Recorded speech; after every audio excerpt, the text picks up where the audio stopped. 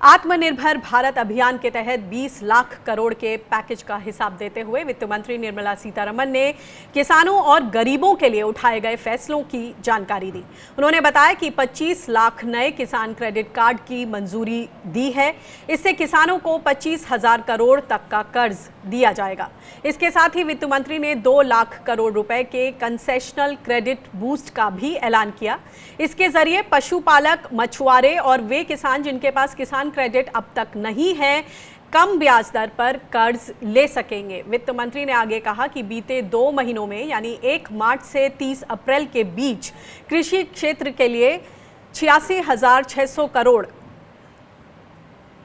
के 63 लाख लोन की मंजूरी दी गई है। इसके अलावा अनाज की खरीद करने के लिए राज्यों को 6,700 करोड़ रुपए दिए गए हैं।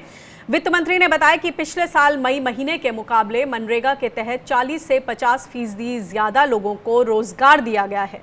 13 मई तक 2 करोड़ 33 लाख मजदूरों को मनरेगा से काम मिला है। और इस पूरे पैकेज को समझते हैं कि असल में जो किसान हैं वो किस तरह से आत्मनिर्भर बनेंगे। जिस तरह से प्रधानमंत्री ने कहा कि लोकल के लिए वोकल बनना पड़ेगा, तो ये जो तमाम राहत पैकेज हैं वो असल में जमीन पर कितने कारगर होंगे उसको समझते हैं। हमारे साथ रमनदीप जी, क्या किस तरह की सुविधा की जरूरत है किसानों को इस वक्त? फौरी तौर पर हाथ में पैसा चाहिए। जिस तरह का नुकसान हुआ, रोज घर में चूल्हा जलाने की दिक्कत है। यहाँ हमने देखा कि सरकार ने पूरी तरह से कर्ज को लेकर एक अपना पैकेज सामने रखा है। कितनी राहत मिलेगी किसानों को? देखिए अनिका, आज फाइनेंस मिनिस्टर ने जो भी आज अनाउंसमेंट हुई है, नुकसान हुआ है, सब्जी के साथ नुकसान हुआ है जी।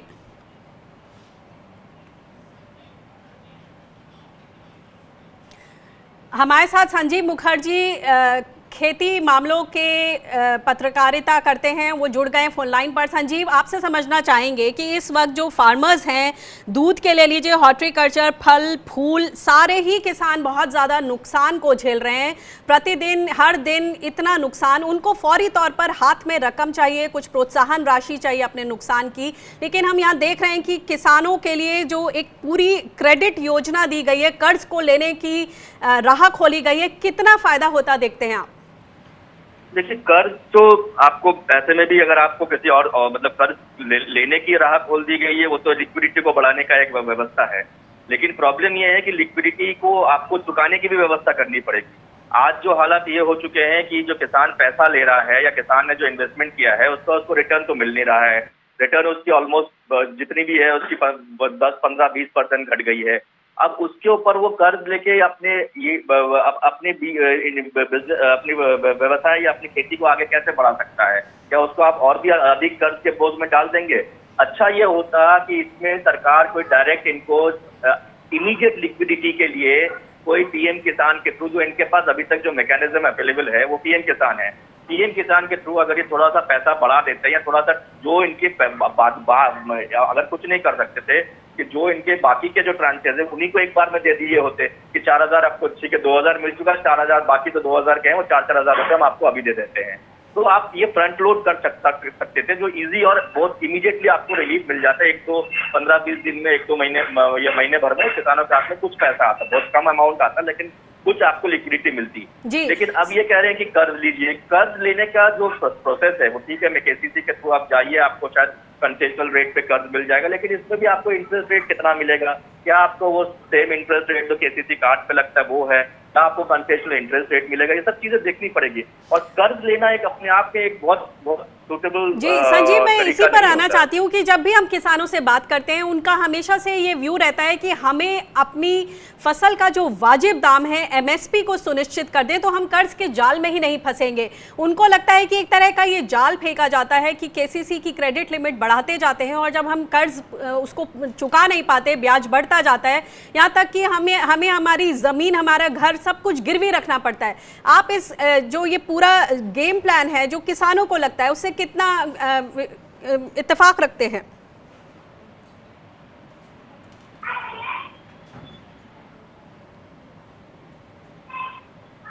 जी संजीव जी। जी बताइए। सॉरी मैं सुन नहीं पाया, आप एक बार सवाल दोहरा सकती हैं? जी, मैं ये पूछ रही हूँ कि जब भी किसानों से बात होती है वो उनका हमेशा से कहना है कि अपनी फसल का अगर हमें वाजिब दाम मिल जाए तो एमएसपी सुनिश्चित हो जाए, एमएसपी को कानून बना दिया जाए तो हमें कर्ज के जाल में फंसने की जरूरत ही नहीं है, हम कर्ज लेना ही नहीं चाहते। देखिए, सबसे ये तो बहुत फंडामेंटल सा इशू है कि अगर आपको वाजिब दाम किसी भी चीज का मिल जाए या खेती की मिल जाए या कोई भी प्रोडक्ट की मिल जाए तो आप क्यों लोन लेने जाएंगे या क्यों आप फाइनेंशियल इंस्टीट्यूशन से मनी लेंडर के पास किसी भी कर्ज के दायरे में पड़ना चाहेंगे? तो सबसे पहले अगर आप सुनिश्चित कर सकते हैं कि इनको वाजिब दाम मिल सके, और वाजिब दाम आपको कैसे मिलेगा कि जो ये प्रोड्यूस कर चुके हैं या जो ये प्रोड्यूस करने वाले हैं उसकी आप ढंग से खरीदी कर लें या उसकी एक बिकवाली की व्यवस्था करवा दें। अब सबसे ज्यादा प्रॉब्लम यहाँ पे किसको आ रही है? जो मेरी जानकारी है वो है फ्रूट्स एंड वेजिटेबल या जो सब्जी वाले, जो पेरिशेबल कमोडिटीज वाले उनको प्रॉब्लम आ रही है। अब उनको आप अगर कोई व्यवस्था करें कि गांव में जाएंगे, गांव में जाके आप उनको कुछ खरीद के लाके शहरों से आप उनका टाई अप करवा दें या कोई एक स्पेसिफिक पॉइंट बनवा दें जहां पे वो हर रोज ला सकते हैं। आपके पास कुछ स्टेट के अपने सिस्टम है, नाफेड का अपना सिस्टम है, मदर डेयरीज की अपने सिस्टम है, जो बड़े शहरों में दिल्ली में है या बाकी जगहों पे है, या कुछ ऐसी सिस्टम से जहाँ पे वो लाके एक जगह बेचे, आप वहां से खरीद के लेके पूरे बिल्कुल बहुत जी या जी संजीव, आपका कहना है कि जिस तरह से बहुत से एनजीओज और सामाजिक संस्थाओं ने भी विकेंद्रीकरण का ये मॉडल सामने रखा है, जो सीधे खेत से सब्जी उठाकर ग्राहकों तक दे पा रहे हैं और ऐसी जगहों पर पहुंचा पा रहे हैं जहां लोग जरूरतमंद हैं, तो सरकार उसको अपने पूरे अमले के साथ क्यों नहीं कर सकती?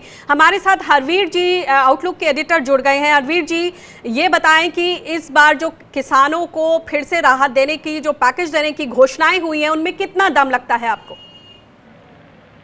देखिए, इसमें पैकेज है क्या ये मेरी समझ में नहीं आ रहा। पैकेज तो कोई है नहीं, है ना। देखिए, एक मैं आपको बताऊं कि जो सारा फोकस है वो इस पे है कि किसानों को जो कर्ज मिलता है उसके लिए आपने भुगतान का समय बढ़ा दिया है 3 महीने का, जिसमें वो उसको ब्याज में छूट मिलती है। ये तो कई साल से चलती हुई स्कीम है, ठीक है।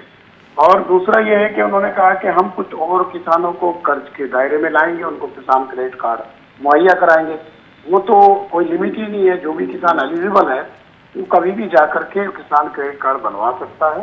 ये पहले से व्यवस्था है, उसमें कोई आप 2 लाख को जोड़ेंगे या 4 लाख को जोड़ेंगे या 3 करोड़ को जोड़ेंगे, ये कोई नई बात नहीं है जी। और सीधे तो प्रत्यक्ष रूप से उनको कोई एक पैसे की रत्ती भर भी इसमें कोई पैकेज नहीं है, ये मेरा सीधा आकलन ये है जी।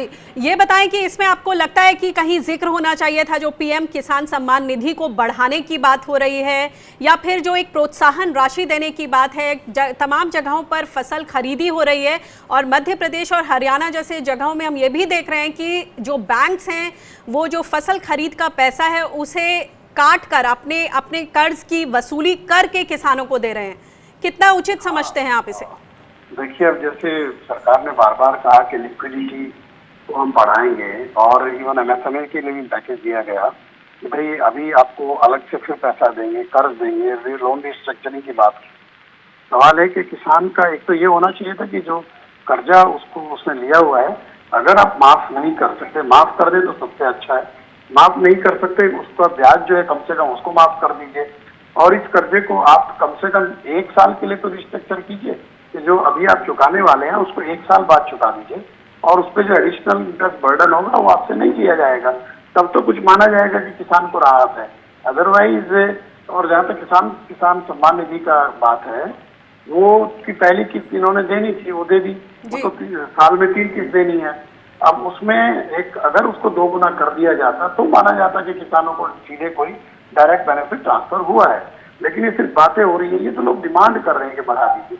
ये कोई सरकार की तरफ से अभी कोई प्रस्ताव या प्रपोजल नहीं है, किसी किस्म की कोई अतिरिक्त सब्सिडी नहीं है। और जहां आपने कहा कि ये जो बैंक किसानों को जो किसान क्रेडिट कार्ड का जो कर्जा है उसको पहले काट ले रहे हैं, ये सरकार को कम से कम ऑर्डर जारी करना चाहिए कि अभी तो किसान की जरूरत को पूरा होने दे, वो खरीफ की फसल की अपनी बुआई कर सके। आप उसका पहले ही सारा पैसा अपने पास रख लेंगे जो उसका ऊपर आपका बकाया है, तो ये तो रोका जा सकता है। तो ये इसे तभी रोका जा सकता है अगर आप उसको कहीं कि अगले 1 साल तक आप मत इससे भुगतान लीजिए और जो ब्याज बनेगा उसको भी माफ कर दें। तो कुछ कॉन्क्रीट स्टेप लेकर के आते तो कहा जाता कि पैकेज है। जी, बहुत बहुत शुक्रिया इस इनसाइट के लिए, इस एनालिसिस के लिए।